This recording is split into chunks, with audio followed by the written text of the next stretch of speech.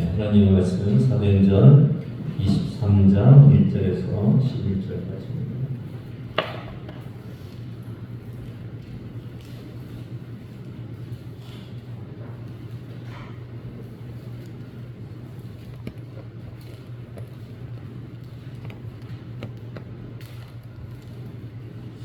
바울이 공회를 주목하여 이르되 여러분 형제들아 오늘까지 나는 범사에 양심을 따라 하나님을 섬겼노라 하거늘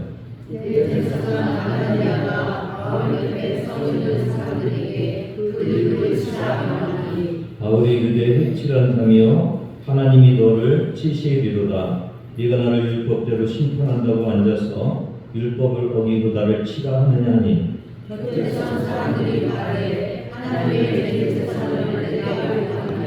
바울이 이르되 형제들아 나는 그가 대제사장인 줄 알지 못하였노라 기록하였을 때 너희 백성의 관리를 비방하지 말라 하였느니라 하더라. 바울이 그중 일부는 바리새인이요 다른 일부는 바리새인인 줄 알고 공회에서 외쳐이르되 여러분 형제가 나는 바리새인이요 또 바리새인의 아들이라 죽은 자의 소망 곧 부활로 말미암아 내가 신문을 받으라.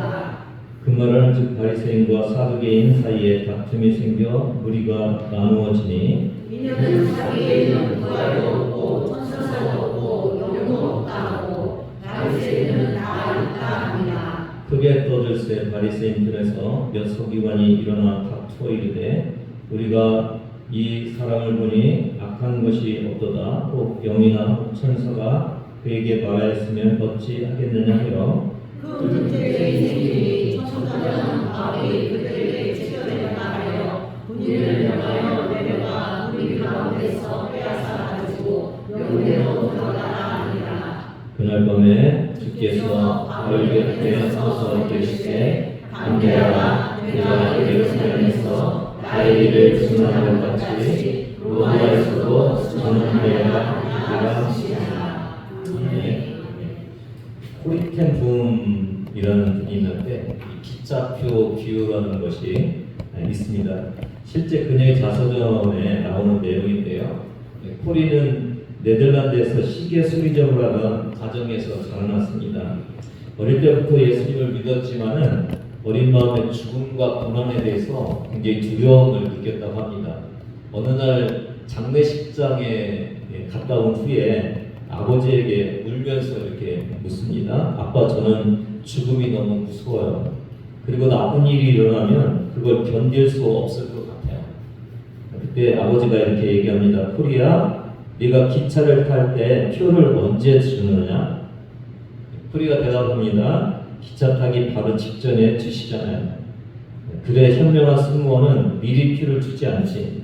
왜냐하면 표는 출발 직전에 가장 필요하기 때문이야. 하나님도 마찬가지란다.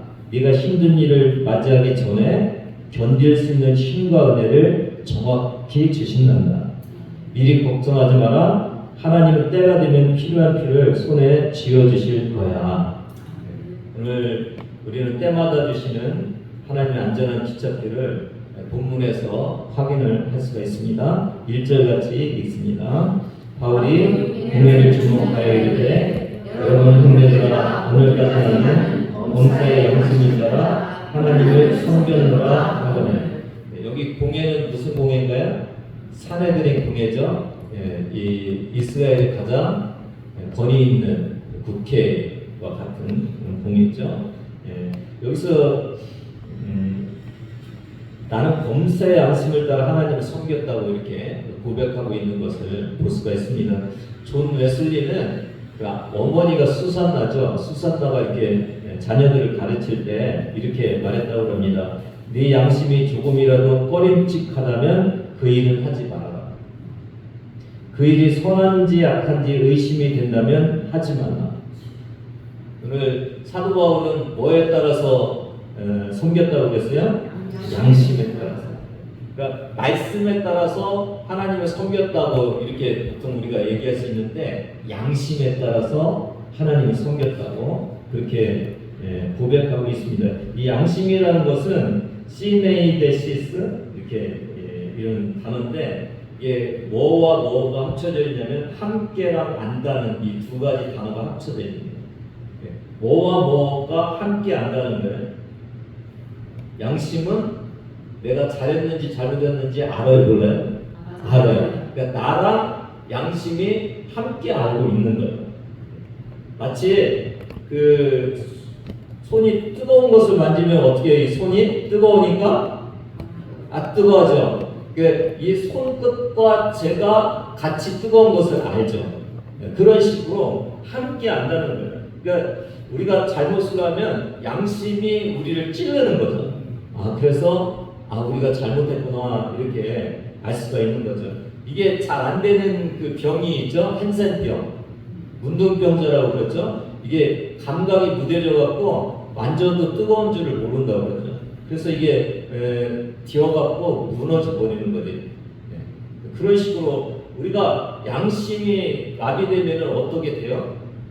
이게 양심의 상처가 옴에도 불구하고 그걸 모르고 그냥 양심을 그냥 무시하는 그런 일이 있을 수 있다는 것을 우리가 알 수가 있어요. 그러니까 양심이 마비되면 잘못된 것을 해도 양심이 아무 거리낌 없이 하는데 사실은 그게 이제 상처, 뜨거운 것을 모르면서 만지면은 이게 그 뒤어서 망가지듯이 우리의 양심이 망가지고 있는 그런 모습인 것을 알 수가 있습니다. 그러니까 왜 손끝에 뜨거운 것을 느끼게 했나요? 계속 만지면은 상처를 받기 때문에. 왜 양심에 거리낌을 줬을까요? 양심의 거리낌대로 살아가면 안 되기 때문에. 그렇죠? 그렇게 주님이 주신 거예요. 그래서 이게 양심이 무뎌지게 하면 안 되고 하나님이 우리에게 깨어있는 양심에 주신 것을 잘 지키는 것이 우리에게 필요한 것을 알 수가 있습니다. 여러분 양심을 깨끗하게 회복하시기를 바랍니다. 잘못된 일을 했을 때 양심이 요동치게 해야 됩니다. 그래서 고통스러워서 잘못된 일을 할 수 없게 그렇게 하는 것이 하나님이 우리를 만드신 그런 모습이라는 거죠. 특별히 하나님 말씀대로 살지 않고 신앙을 떠나 있을 때 어떻게 돼요? 우리의 양심이 힘들어야 돼요. 그래서 하나님께 돌아와야 되는 거예요. 그게 하나님이 우리를 만드신 그 모습인 거예요. 그러니까 여러분 손끝에 고통이 오는 게 좋은 거예요, 나쁜 거예요? 양심의 거리낌을 느끼는 게 좋은 거예요, 안 좋은 거예요? 좋은 거예요. 무시하면 안 되고 그걸 더 활성화시켜서 양심이 우리를 거리끼게 하는 것이 필요한 것을 알 수가 있습니다. 디모데전서 1장 5절 6절 보면 5절 한번 같이 읽으시겠어요? 이 교훈의 목적은 청결한 마음과 선한 양심과 거짓이 없는 믿음에서 나오는 사랑이거든. 영어로 보면 이 교훈의 목적은 사랑이다. 그러면서 이 사랑은 어디서부터 나오느냐? 청결한 마음, 선한 양심, 거짓이 없는 믿음 이렇게 돼 있거든요. 그러니까 사랑이 어디서부터 나온다고요? 선한 양심에서 사랑이 나와요. 그러니까 선한 양심이 없으면 하나님에 대한 사랑, 이웃에 대한 사랑이 나오지 않는다는 것을 우리가 알 수가 있어요. 그러니까 하나님이 우리에게 선한 양심을 준 것은 하나님을 사랑하고 이웃을 사랑하는 귀한 그 원동력이 된다고 할까요? 그런 것을 우리에게 주신 것임을 알 수가 있고요. 로마서 9장 1절 2절 보면 끝에 보면 뭐라겠어요? 내 양심이 성령 안에서 나와 더불어 증언. 함께 안다고 그랬잖아요. 지금도 양심과 사도 바울이 함께 증언한다고 그랬잖아요. 이 양심이 얼마나 우리에게 필요하고 우리에게 유용한지를 우리에게 말씀해 주고 있는데 사도 바울은 양심에 부끄럽지 않게 신앙생활을 한다고 합니다. 오늘 저와 여러분도 양심에 부끄럽지 않는 신앙생활이 되기를 주님의 이름으로 부탁을 드립니다. 2절 3절 같이 읽습니다. 시작. 대제사장 아나니아가 바울 곁에 서 있는 그들의 사람에게 그 입을 치라하니 바울이 이르되 끝이라는 아니요 하나님이 너를 치시리로다. 예언을 율법대로 실천한다고 앉아서 율법을 어기고 나를 치라 하느냐 하니. 바울이 양심껏 내가 하나님을 섬겼다 그러니까 대제사장 이름이 뭐예요? 아나니아가 그 옆에 있는 사람한테 바울의 뭐를 치라고요? 왜 치라겠어요? 있다. 그래서 치라고 했겠죠. 그때 이제 그 사도 바울이 따지죠. 이 해치란 무덤이요. 하나님이 너 칠 거다. 왜냐면 네가 율법대로 나를 심판한다고 그러고는 네가 율법을 어기냐? 그러면은 무슨 얘기? 제사장이 사도 바울의 입을 치라고 하는 게 뭐에 어겨지는 거라고요? 율법을 어긴 거라는 거죠. 신명기 25장 보면 1절, 2절 같이 읽습니다. 시작. 사람들 사이에 시비가 생겨 재판을 청하면 재판장은 그를 재판하여 의인은 의롭다고 악인은 정죄할 것이며 악인에게 태령이 합당하면 재판장은 그를 엎드리게 하고 그 앞에서 귀에 쓰게 따라 술을 맞추어 때리게 한다. 이 얘기는 뭐예요? 먼저 재판이 있으면은 재판장이 그들을 어떻게 하라고요? 먼저 재판을 해야 돼요. 재판을 해서 누가 죄인인지 아닌지를 판결을 해야 되는 거죠. 맞죠? 그 다음에 형벌을 줘야 되는 거예요. 태형에 합당하면 이렇게 때리는 거죠. 태형이 합당하면 엎드리게 하고 엉덩이를 치라는 거죠. 근데 지금 사도 바울은 재판이 제대로 이루어지지 않는 상황에서 뭘 하라는 거예요? 때리라고 한 거예요. 그러니까 의인인지 죄인인지 죄가 있는지 없는지를 아직 결정도 안 했는데 재판장이 뭐라고 하라는 거예요? 바울의 입을 치라고. 또 율법대로 나를 재판하려고 끌어왔는데 왜 율법대로 안 하고 쳐? 해치라는 단위가 그렇게 이제 따지는 거죠. 해치라는 단위는 뭐예요? 옛날에 해치랬죠. 해로 이렇게 칠하면 깨끗해야 안 깨끗해? 깨끗하죠. 지금은 페인트 칠하는 거죠. 페인트 칠. 페인트 칠을 하면은 그 더러운 거 뭐 오래돼 갖고 이렇게 막 갈라진 거 이런 것도 다 이렇게 덮어버리는 거죠. 덮어버리는 그런 모습이. 그러니까 속은 어떤데? 속은 뭐 더럽고 뭐 이런데 겉이만 이렇게 아름답게 꾸미는 것을 해칠한 담이라고 그렇게 얘기를 하죠. 옛날에는 이제 무덤도 만지면은 부정하기 때문에 해치를 했다고 해요. 해치란 무덤. 민수기 19장 16절 보면 무덤을 만졌으면 2일 동안 부정하니. 그러니까 이게 다 그 무덤 안에는 뭐가 있어요? 시체 있고 막 썩은 거 있고 뭐 그런데 이게 해치를 싹 하니까 아름다운 무덤으로 이렇게 보이게 하는 그런 모습이죠. 4절 5절 같이 읽습니다. 시작. 곁에 선 사람들이 말하되 하나님의 대제사장은 네가 대표하냐? 바울이 이르되 형제들아 하면 그가 대제사장인 줄 알지 못하는가? 기록하였으되 너희 백성의 권위를 비방하지 말라 하였느니라 하더라. 대제사장이 잘못했어요? 잘했어요? 잘못했죠. 욕을 얻을만 해요? 먹을만 해요? 안 먹을만 해요? 욕을 얻어먹을만 하죠. 근데 옆에 있는 사람이 대제사장을 네가 욕하느냐 이렇게. 그러니까 누구기 때문에 욕하지 말라는 거예요. 대제사장이기 때문에. 그러니까 바울도 그걸 인정을 해. 5절에서 그가 대제사장인 줄 내는 알지 못했다. 그러면서 기록하였을 때 성경에 뭐라겠다? 너희의 백성의 관리를 비방하지 말아요. 출애굽기 22장 28절 보면 너는 재판장을 모독하지 말며 백성의 지도자를 저주하지 마라. 로마서 13장 1절에 각 사람은 위에 있는 권세들에게 복종하라. 권세는 하나님으로부터 나지 않음이 없나니 모든 권세는 다 하나님께서 정하셨습니다. 이게 지금 로마서니까 로마의 권세를 인정하라는 거잖아요. 초대교회는 아직 기독교를 막 핍박하고 그럴 때임에도 불구하고 그 황제라든지 권세를 인정하라는 거 아니에요? 우리가 좀 생각해 볼 필요가 있어요. 지금 뭐를 인정하고 뭐는 거부해야 되는지. 로마의 그 황제의 권위를 인정을 하되 이스라엘 백성들 그 유대 기독교인들이 하나님의 말씀에 어긋난 우상 숭배, 그러니까 로마 황제를 우상으로 섬기는 일을 했어요, 안 했어요? 안 했죠. 그러니까 이게 우리가 권위를 인정하라고 한다고 이게 잘못된 것을 다 따라가는 것은 아니에요. 잘못된 것을 따라가라는 것은 아닌데 뭐는 인정하고 권위는 인정하고. 예를 들면 우리 교회에 이제 제가 사관으로 이렇게 세웠잖아요. 근데 사람들이 세웠어요? 하나님이 세웠어요? 하나님이 세우셨다고 인정을 하죠. 그러면 하나님이 세운 사관으로 인정하라는 거죠. 뭐 사관도 아니요. 뭐 이렇게 그러면서 이 사관의 직분을 못하게 하면은 누구의 권위를 여러분이 망가뜨리는 거예요?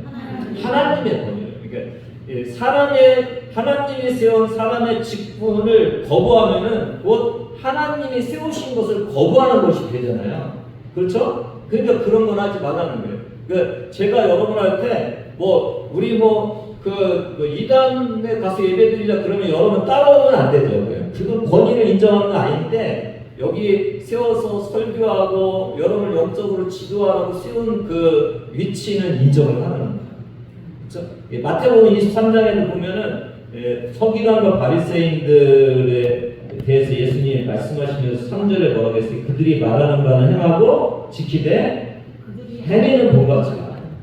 그러니까 가르침의 직분 속에 인정을 하고 그러나 잘못된 행동은 따르지 말라 이렇게 얘기하고 말씀하고 있는 것을 우리가 알 수가 있습니다. 그러니까 이게 저와 여러분이 자칫 잘못하면은 이게 지도자의 잘못된 행실과 하나님이 세우신 권위를 이게 구별하지 못해갖고 죄를 지을 수 있다는 것을 저와 여러분이 알 수가 있어요. 이게 하나님의 교회, 하나님이 세우신 권위, 하나님의 일들에 대해서 우리가 되게 예민을 해야 되는 거죠. 그래서 왜요? 하나님을 범할 수 있기 때문에 우리가 예민하게 이렇게 반응하고 주의해야 될 것을 알 수가 있는데 좀 의문이 생기는 것이 이때 대제사장이면은 황제는 누가 황제를 해요? 로마 황제가 황제잖아요. 식민지 시대였기 때문에. 근데 그러면은 이스라엘에 제일 권위 있는 사람이 대제사장일 거 아니에요. 사내들의 공회의 또 그 장이고 의장이고 그러니까 근데 사도 바울이 모른다. 여러분 이재명 대통령 모를 수 있나요? 요즘은 방송이 있어서 다 알지만 왜 몰랐을까 이렇게 보면은 이 아나니아라는 대제사장은 47년에서 59년 동안 이게 직무를 했어요. 근데 사도 바울은 46년부터 57년까지 선교 사역을 했어요. 그러니까 그 아나니아가 대제사장 되기 1년 전부터 선교를 떠나갔고 지금 이게 뭐예요? 3차 선교가 끝나고 나서 붙들려서 아나니아를 지금 보고 있는 거잖아요. 그러니까 모를 수도 있을 것 같기는 해요. 그래도 좀 우리가 의문이 좀 일죠. 옷이라도 대제사장 옷 입었을 텐데 이런 생각이 드는데 특별히 이 대제사장의 이 화려한 옷은 성막에서 제사나 속죄의식, 속죄일, 공식 종교 행사 이럴 때만 하고 보통 때는 비슷한 제사장들과 비슷한 옷을 입거나 간단한 복장을 입었다고 하는데 그래도 이게 제가 보니까 공식 절차를 보면 대제사장이 딱 앉는 사내들이 앉는 자리가 있어요. 그러니까 이게 아마도 공식적인 절차도 따르지 않고 막 하고 있는 그런 상황이었을 것 같다는 생각이 들어요. 3절에 이제 사도 바울이 하나님이 너를 치라 이렇게 얘기를 했잖아요. 근데 주호 66년에 반로마 분기 때 1차 유대 독립전쟁 때 이 열심 방언들에 의해서 로마의 앞자기로 살해당했다고. 지금 한마디 한마디가 굉장히 우리가 조심해야 되고 또 의미 있는 그 언어인 것을 알 수가 있습니다. 6절을 같이 읽습니다. 시작. 바울이 그중 일부는 사두개인이요 다른 일부는 바리새인인 줄 알고 공회에서 이르되 여러분 형제들아 나는 바리새인이요 또 바리새인의 아들과 죽은 자의 수와 곧 부활로 말미암아 내가 신문을 받는다. 여러분 사두개인이 누군가요? 대제사장, 그 제사장층, 귀족들, 사내들의 지도부. 이게 숫자로 보면 바리새인하고 사두개인 중에서 바리새인이 훨씬 많았다고 그래요. 근데 소수임에도 불구하고 거의 과반수 이상을 사내들이 공예에 차지하고 있으니까 마치 뭐 상원, 하원이 있으면 상원 정도 되는 그런 모습인 것 같아요.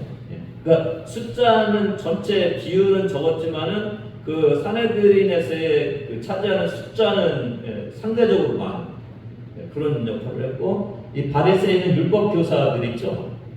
그 숫자는 많지만 그래도 공예에 상당수가 있어서 이게 이제 중요한 건 6절에 보니까 사도 바울이 이 사두개인과 일부는 바리새인인 것을 어떻게 하고요? 알고 얘기를 했던 거예요. 알고 얘기했다는 것이 이게 중요한 단서가 되는 것 같습니다. 7절에서 8절을 보면 그래서 그 말을 한즉 바리새인과 사두개인 사이에 뭐가 생겨요? 다툼이 생겨요. 이걸 사도 바울이 알았다는 거죠. 8절에 보니까 왜 다툼이 생겼어요? 사두개인은 뭣도 없고 또 뭣도 없고 영도 없다고 하고 바리새인은 다 있다고 하니까 이게 지금 나는 바리새인이라고 이렇게 하니까 이제 바리새인이 자기네들의 또 여기 보니까 죽은 자에서 먹고 부활로 말미암아 내가 신분을 받는다 그러니까 너 율법을 어겨갖고 이방인을 성전에 데리고 들어왔어 이렇게 싸우다가 뭐야 부활이 있다고 그러잖아 막 그렇게 하면서 영이 얘기했을 수도 있잖아 천사가 얘기했을 수도 있잖아 그래서 뭐로 딱 돌리는 거예요 율법 문제를 사두개인과 바리새인의 신학적인 문제를 이렇게 해서 서로 막 싸우게 만드는 그런 일을 해요. 참 하나님은 늘 지혜를 주시는 것 같아요. 어려움이 있을 때 우리가 그 어려움을 바라보지 말고 이 어려움을 이길 수 있는 지혜가 하나님으로부터 오음을 우리가 기대하는 게 참 중요해요. 그렇죠? 이게 참 중요한 것 같아요. 10절 보면은 같이 읽습니다. 시작. 큰 분쟁이 생기니 천부장은 바울이 그들에게 찢겨질까요? 군인을 명하여 내가 우리 가운데서 빼앗아 가지고 영내로 들어가라 하니. 찢겨질까는 진짜 이 산산조각 이렇게 찢는 것을 말하는 거예요. 왜 사도 바울이 찢겨질 것 같아요? 바리새인들이 보호해 주려고 하는데 사두개인들은 뺏어가서 이렇게 해를 하려니까 이렇게 이쪽에서 잡고 저쪽에서 끌고 찢어질 것 같으니까 진짜 상황이 보이시죠 여러분? 가짜가 아니라 이게요 진짜 현실적인 거예요. 그러니까 그걸 보고 찢으면 안 되잖아요. 그러니까 천부장이 어디로 데리고 들어가요? 영내. 그 영내가 어디예요? 아토니아에서요. 그 영내로 들어가요. 저는 이게 안전한 집잡이의 첫 번째 모습이라고 생각이 들어요. 그러니까 군중들은 막 그 사도 바울을 향해서 끌어다가 율법을 범한 자로서 사용하기를 원하는 그런 상황 속에 있었는데 이게 서로 분쟁하면서 또 찢어질 것 같은 그런 상황에 있었는데 그 상황을 이용해서 하나님이 사도 바울을 어디로 이끌고 가요? 영내. 군인 그 영내로 군인 그 군대 안으로 이렇게 끌고 들어가서 안전을 지켜주시는 거예요. 어느 때요? 그 순간에. 그러니까 사도 바울이 미리부터 염려 안 해도 되는 것은 언제요? 그 순간이 되면은 하나님이 기차표를 주신다니까 안전한 기차표를. 그래서 영내로 들어갔어요. 여러분도 어려움이 있고 힘든 일이 있고 그럴 때 주님이 꼭 필요한 시간에 꼭 필요한 때 하나님이 우리를 어떻게 한다고요? 안전한 기차표를 주신다는 믿음을 가지시면 훨씬 더 편안한 신앙생활을 할 수가 있습니다. 11절 같이 읽습니다. 시작. 그날 밤에 주께서 바울 옆에서 이르시되 담대하라 내가 예루살렘에서 나의 일을 증언한 것 같이 로마에서도 증언하리라 하시니라. 누가 더 확신을 주셔요? 하나님이 친히 그 밤에 영내로 들어오셔서 뭐를 말씀을 하세요? 너는 어디로 갈 수 있다? 예루살렘에서 증언한 것 같이 너는 로마에서도 증언하리라. 그러니까 지금 이 예루살렘에서 네가 죽을 거다 안 죽을 거다? 안 죽는다. 너는 안전하게 어디까지 갈 수 있다? 로마까지 갈 수 있다. 누가 말씀해 주셨다고요? 하나님 말씀. 두 번째 안전한 티켓은 뭐예요? 하나님이 직접 확실하게 말씀해 주시고 약속해 주시는 거예요. 오늘 저와 여러분에게 하나님의 말씀이 임해서 우리를 지켜주신다고 말씀해 주시면 그게 얼마나 우리에게 평안함을 주겠습니까? 여러분 주의 음성을 들으시기를 바랍니다. 주님이 우리에게 확신을 주실 때까지 기도하시는 여러분 되기를 주님의 이름으로 부탁을 드립니다. 그러니까 외로울 때, 두려울 때, 힘들 때 누구를 바라봐야 돼요? 주님을 바라봐야 돼요. 누구의 음성을 들어야 돼요? 주님의 음성을 듣는 여러분 되기를 바랍니다. 담대하라고 그랬죠. 담대하라. 이 담대하라는 것이 타르세이라는 건데 용기 내라, 두려워하지 말라, 굳세어라. 근데 이 담대하라는 뜻은 단순히 두려움 속에서 힘을 내라는 것이 아니라, 이 표현은 뭐냐면 두려움이 그대로 있는데 힘을 내서 그 두려움 속에서조차도 이기고 나가라는 그런 뜻이 아니라 두려움과 절망을 뚫고 하나님 안에서 평안을 가져라. 그러니까 바울의 내면에 깊이 평안을 주시면서 안심 주시면서 격려를 주시는 그 담대함이에요. 그러니까 저와 여러분의 담대함은 세상 사람들과 똑같이 어떤 위험과 어려움이 왔을 때 그 어려움을 이겨내면서 힘들어하면서 거기서 가는 것이 아니라, 그럼에도 불구하고 하나님이 우리에게 뭐를 주신다고요? 평안을 주십니다. 우리에게 안전에 대한 평안을 주시는 거예요. 그러니까 사람들이 바라볼 때는 어렵고 힘들고 고통스러운 상황이 다가와 있지만은 하나님이 그 고통스러운 상황들을 뚫고 우리 마음속에 평안함이 자리할 수 있도록 주님이 우리에게 담대함을 주십니다. 그게 신앙인의 모습인 거죠. 그러니까 우리는 뭐를 뚫고 나갈 수 있는 힘이 있는 거예요? 두려움을 뚫고 나갈 수 있는 거예요. 우리의 상황에 절망을 뚫고 나가서 그것에 막 힘들어하고 그러는 것이 아니라 내 안에 도리어 평안을 누릴 수 있는 주님의 그 내면 깊은 것에 만져주심의 은혜가 우리에게 있는 것입니다. 오늘 여러분 말씀 들으시면서 오늘 여러분의 상황 속에 이 두렵고 힘들고 어려운 상황들이 있으실 거예요. 그렇죠? 그 상황을 뚫고 하나님이 여러분에게 주시는 평안함을 누리시는 귀한 은혜가 임하기를 바랍니다. 어떻게 이루어져요? 주님의 담대하라는 음성을 듣는 거예요. 오늘 여러분 말씀을 들으시면서 나에게 주시는 말씀이구나. 내가 담대하고 편안함을 누려야 되겠구나. 내가 이 상황 속에 지배당하고 두려워하고 떨고 발버둥치지 말고 이 안에서조차도 나는 주님의 은혜를 확신하면서 평안을 누리겠다. 그렇게 여러분 다짐하시고 은혜 받으시는 그런 시간이 되기를 바랍니다. 왜냐하면 사도 바울은 할 일이 있잖아요. 사명이 남아있잖아요. 어디로 가야 돼요? 로마로 가야 돼요. 구세군의 창립자 윌리엄 보스가 이런 말을 했다고 그래요. 사람들이 지옥을 향해 가는 것을 보면서 나는 결코 조용히 있을 수 없다. 그들을 구하기 위해 불꽃 사이로 뛰어들겠다. 사명했죠. 데이비드 브레이너드 선교사가 이렇게 얘기했던 거예요. 나는 이 세상에서 단 한 가지 일을 하기 위해 존재한다. 그것은 하나님의 일을 행하는 것이다. 짐 엘리엇, 영원한 것을 위해 일시적인 것을 버리는 자는 어리석은 자가 아니다. 사도 바울도 사명을 감당하기 위해서 담대해야 됨을 우리가 알 수가 있습니다. 12절부터 15절 보면은 이제 바울을 죽이려는 40여 명의 결사대가 만들어져요. 이 사람들은 어떻게 결심을 하냐면 바울이 죽기 전에는 뭣도 하지 말고요. 먹지도 않고 마시지도 않겠다. 그러니까 바울이 죽든지 우리가 굶어 죽든지 하겠다. 그렇게 막 강한 의지를 보이고 있는 그런 모습을 볼 수가 있어요. 그리고 15절에서 이렇게 얘기를 해요. 대제사장과 장로들에게 가서 같이 읽습니다. 이제 너희는 그의 사실을 더 자세히 물어보려는 척하면서 공회와 너희와 함께 총부장에게 청하고 바울을 너희에게로 데리고 내려오게 하라. 우리는 그가 가까이 오기 전에 죽이기로 준비하였다. 다시 유인해서 데리고 오면은 그 오는 사이에 우리가 매복하고 있다가 죽이겠다.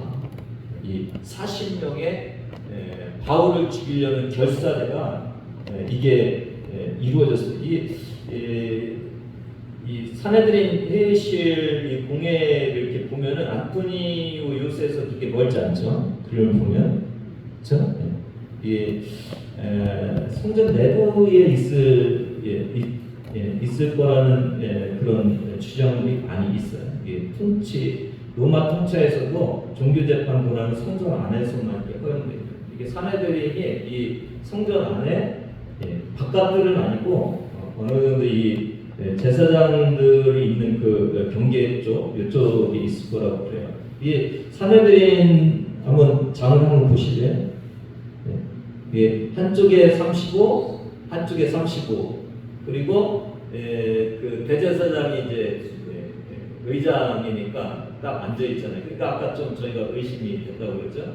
제가 좀 이게 보면서 혹시 사두개인이 35, 또 바리새인이 35 이렇게 앉았을까 그랬더니 그런 건 아닌 것 같고, 한쪽은 어떤 재판의 피고인이 왔으면 찬성하는 변호사 의견을 가진 사람들, 그래서 그를 옹호해 주는 사람, 한쪽은 비난하는 검사와 같은 그쪽에서 있어서 서로의 이 의견을 이렇게 들어가면서 결정을 하는 그런 시스템이라고 해요. 그러니까 35 더하면 몇이에요? 71명의 사내들인 공회가 있었던 것을 우리가 알 수가 있어요. 보통 이 안토니아 요새에서 여기까지는 한 50에서 100m 정도밖에 안 된다고 해요. 여러분 지금 바울을 끌고 오면은 누가 들 거예요? 군인들이 들 거잖아요. 군인들이 이렇게 들 거니까 안전하잖아요. 근데 여기 50에서 100m밖에 안 되는 이곳을 어떻게 죽인다는 얘기예요. 사실 좀 힘들죠. 근데 이 열심당원들은 소요를 먼저 일으키고 그걸 틈타서 이게 단검으로 찔러치겠다고 그래요. 그러니까 여러 가지 작전을 자기 나름대로는 이게 피고 있는 그런 모습을 볼 수가 있는데, 저는 이게 죽이려는 그 강한 의지. 여기서 두 부류를 좀 바라볼 필요가 있는데, 한 부류는 누구냐면 사도 바울이죠. 누구를 위해서 목숨을 지금 버리려고 하겠어요? 주님을 위해서. 또 다른 한 부류가 있죠. 그 부류는 내가 사도 바울을 죽기 전에는 내가 먹지도 않고 마시지도 않아서 내가 죽음을 각오하겠다. 두 부류가 있어요. 그러면 생각해 보세요. 사도 바울은 지금 하나님을 위해서 내 세계 가치를 드리는 거죠. 그렇죠? 근데 또 다른 부류는 뭐예요? 하나님의 사명을 맡기 위해서 자기의 목숨까지도 내놓고 있는 그런 모습을 볼 수가 있어요. 근데 가치로 보면은 그 당시에 40명의 결사대는 누구의 입장에서 보면 가치 있는 삶을 살아가고 있는 거예요. 유대인들의 입장에서 보면은 유대인의 율법을 지키기 위해서 너희가 먹지도 않고 마시지도 않고 바울을 처치하려고 한다 그러면서 가치 있게 느껴질 수도 있어요. 오늘 저와 여러분의 삶 속에서 세상 사람들이 볼 때 저와 여러분이 하고 있는 것이 혹시 가치 있게 느껴질 수 있어요. 근데 이 가치는 누구의 입장에서 판결이 되는 거예요? 하나님의 입장에서. 맞죠, 여러분? 내가 가치 있게 무엇인가 지금 열심히 하고 있는데 그것이 하나님을 맡고 신앙에서 멀어져 가고 하나님 앞에 섰을 때 아무런 가치가 없는 거면 무가치한 거예요. 맞죠? 네. 그런데 사람들은 무가치하다고 생각하면서 그걸 반대하고 있지만은 하나님의 뜻을 이루기 위해서 하나님 앞에 섰을 때 가치 있는 것을 하고 있으면 그게 가치 있는 거예요. 맞죠, 여러분요? 오늘 저와 여러분 어느 편에 서 있습니까? 나는 진짜 하나님의 편에서 가치 있는 삶을 살고 있는지, 아니면 사람들과 내가 생각할 때는 이게 가치 있다고 여기는데 과연 하나님도 인정해 주실 것인지 우리가 다시 한번 생각해 보시는 저와 여러분 되기를 바랍니다. 바울이 죽이고자 하는 이 때문에 사실 바울은 더 빨리 로마로 이렇게 가고 있어요. 이게 제가 본문 내용을 얘기하면서 몇 번 이렇게 말씀을 드리는데, 그러니까 불을 끌렸고 거기에다가 기름을 끼워 얹으면 뭐가 돼요? 불이 더 붙죠. 그러니까 사도 바울을 못 가게 하고 죽이려고 달라들으면 달라들수록 뭐가 빨라져요? 이게 로마로 가는 이 길이 빨라진다는 것을 우리가 알 수가 있어요. 맞죠? 네. 빨라지지 않죠. 16절 같이 읽습니다. 시작. 바울의 생질이 그들이 매복에 있다는 걸 듣고 가서 영내들과 바울에게 알리니라. 주님께서 또 다른 그 기차 표현을 주시는데 동역자를 만나게 하십니다. 동역자가 누구예요? 바울의 생질. 생질이 누구예요? 조카. 네. 누구 조카예요? 그 누나의 조카를 생질이라고 그러는데, 누나의 조카를. 근데 원어를 보면 한국어로는 이게 누나 동생 이게 이제 구분을 해야 되는데, 영어나 이 원어는 그 누나 동생은 없어요. 그러니까 누나의 동생일 수도 있고 누나의 아들일 수도 있고 동생의 아들일 수도 있는 이 사람이 바로 바울의 생질인데, 매복겠다는 말을 듣고 누가 이렇게 알려줘요? 바울. 하나님은 때에 따라서 이렇게 안전한 또 다른 도움을 주셔요. 그러니까 이게 이 사도 바울 할 때도 누나가 동생이 있고 조카가 있구나라는 것을 알 수가 있고, 그 동역자를 사용하시는 그런 모습을 볼 수가 있어요. 17절부터 21절까지는 이제 그 조카가 사도 바울한테 가서 얘기를 하고, 사도 바울이 천부장에게 조카를 만나게 하죠. 그래서 이 천부장에게 그 사실을 다 얘기를 하죠. 21절 같이 읽습니다. 시작. 당신은 그들의 청함을 따르지 마소서. 그들 중에 바울을 죽이기 전에는 먹지도 않고 마시지도 않기로 맹세한다. 40일 그를 죽이려고 숨어서 지금 다 준비하고 당신의 허락한 기다린 날과 40일. 아까 빨라진다고 그랬죠? 22절, 23절. 이에 천부장이 청년을 보내며 경계하되, 23절 같이 읽습니다. 백부장 그를 불러 이르되 다음 제3시에 가이사랴까지 갈 그병 200명과 기병 70명과 청병 200명을 준비하라 하고.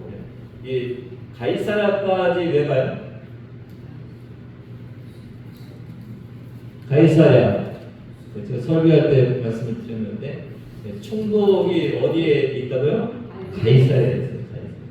이게 지금 그 천부장이 재판할 수가 없으니까 총독할 때 보내요. 그 다음에 총독을 통해서 이제 황제할 때 가는 거잖아요. 그러니까 빨라지고 있어요, 지금. 이게 위험하면 위험할 수 있고 빨라져요. 제3시, 밤 제3시는 언제냐면은 이게 원어로는 밤의 세 번째 시간. 이게 이제 유대인의 0시, 뭐 3시 이렇게 가는데, 이건 지금 밤 제3시라고 해서 아마도 밤의 세 번째 시간이 헬라 로마식 야간 경비병 교대 시간 보고 있어요. 그래서 밤 3시는 아마도 세 번째 시간. 그러니까 첫 번째 저녁이 몇 시부터 해가 떨어지니까 6시부터 9시까지. 두 번째는 언제예요? 9시부터 12시까지. 세 번째가 12시부터 새벽 3시까지. 그러니까 다 잠들어 있어요. 몇 명을 동원을 했어요? 다 합쳐보세요. 470명. 470명. 누구 하나를 위해서요? 사도 바울 하나를 위해서 몇 명을 동원한 거예요? 470명을 동원한 거예요.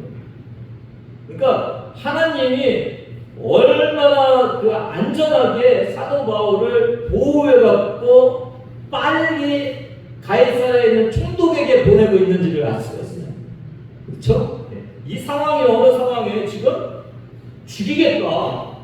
사도 바울을 죽이겠다고 매복하고 계획을 짜고, 그래서 어떻게 하면은 로마에 못 가고 여기서 그냥 죽여버릴까 하는 그런 위험한 상황 속에 있어요. 근데 하나님은 그 상황 속에서 470명의 군인들을 동원해갖고 아주 새벽 일찍 지금 빨리 가이사랴 총독에게 보내고 있는 이런 모습을 볼 수가 있어요. 저는 이게 하나님의 네 번째 기차표라고 생각이 되어집니다.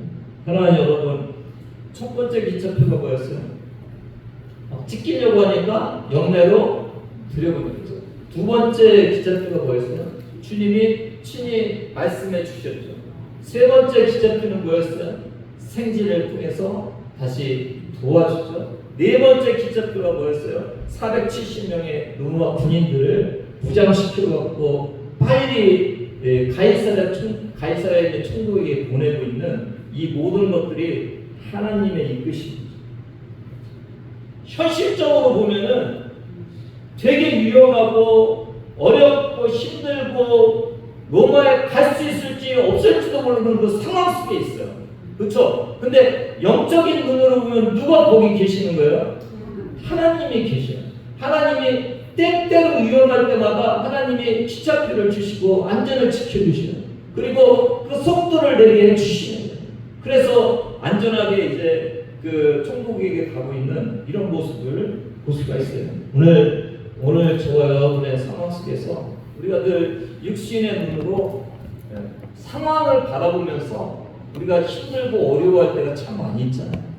근데 그 어렵고 힘들고 고통스럽고 뭔가 풀리지 않고 위험하고 두려운 상황을 신앙의 눈으로 이렇게 바라보면 그것을 이용해서 하나님이 도리어 우리를 더 안전하게, 더 빠르게 우리를 이끌어 주시는 그 하나님의 손길과 인도하심을 바라볼 수가 있다는 거죠. 오늘 여러분 그 주님을 만나시는 여러분 되기를 바라요. 주님이 여러분을 이끌고 가셔요.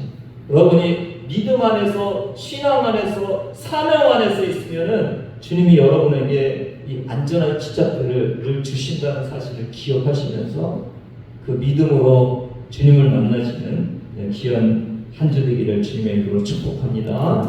하나님 감사합니다. 주님이 주시는 안전한 기차표를 저희는 바라보게 하여 주시옵소서. 상황은 두 가지로 전개되고 있습니다. 현실은 위험합니다.